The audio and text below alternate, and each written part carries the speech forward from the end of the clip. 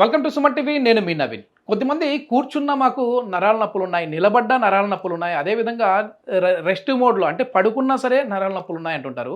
అసలు ఈ nerve weakness అనేది ఎందుకు వస్తుంది? దీనికి హోమియోపతిలో ఎలాంటి మెడిసిన్స్ ఉన్నాయి, ఎలాంటి హోమ్ రెమెడీస్ ఉన్నాయి, వీటి గురించి తెలుసుకుందాం. ప్రస్తుతం మనతో celebrity homeopathy expert doctor Chetan Raju గారు ఉన్నారు.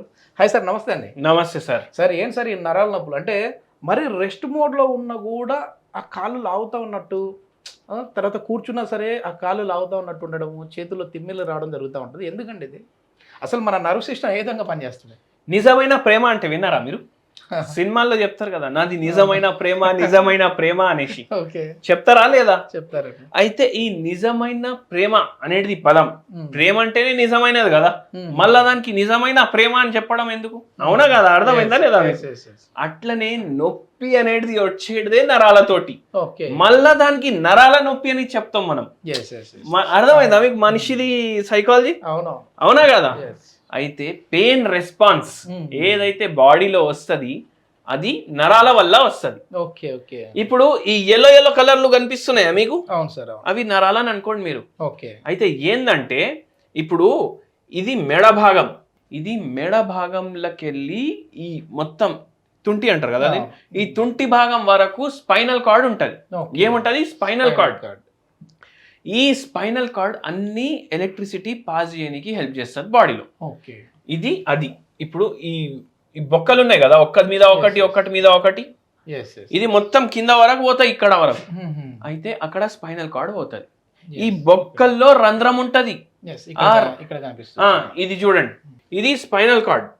ఇది రెడ్ కలర్ ది లైన్ కనిపిస్తుందా? ఇది బుర్ర, ఇది కిందికి వస్తుంది స్పైనల్ కార్డ్. ఇది మొత్తం అయితే ఏందంటే ఇది బొక్కలతోటి ప్రొటెక్టెడ్ ఉంటది.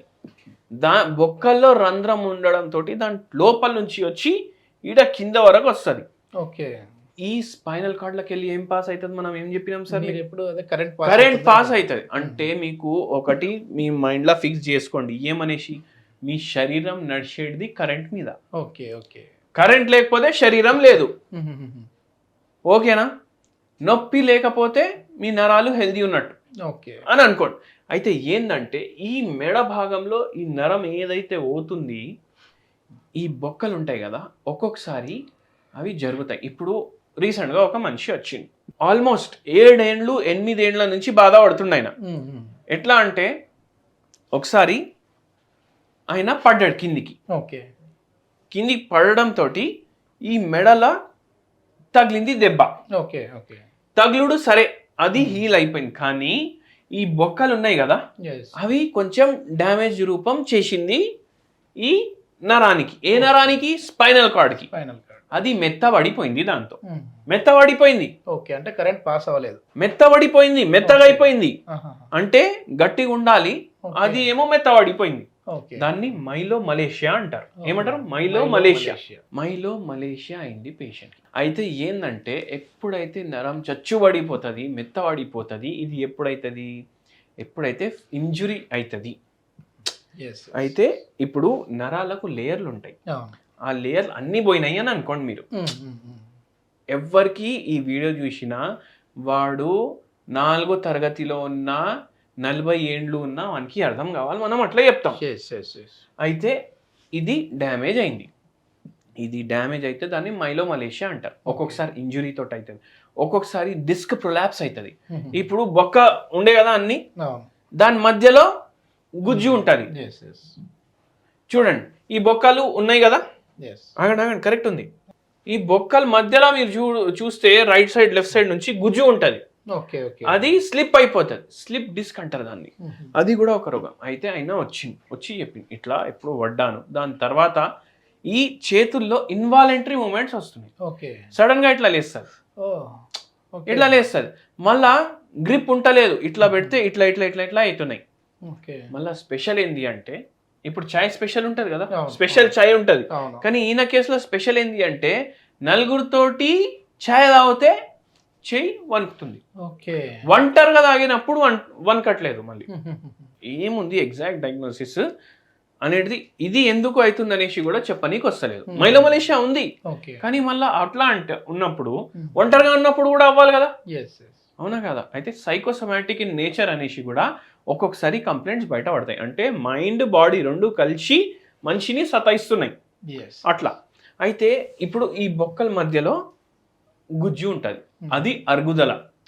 దాంతో కూడా ఈ స్పైనల్ కార్డ్లో ప్రాబ్లం అవుతుంది. ఈ చేతుల్లో తిమ్మిర్లు, మళ్ళీ ఈ భాగంలో ఏంటంటే ఈ చేతులకి అవుతుంది. చూడండి, ఈడికెళ్ళి నరాలు మొత్తం ఈడికి పోతున్నాయి, ఈడికెళ్ళి ఈడికి రావట్లేదు.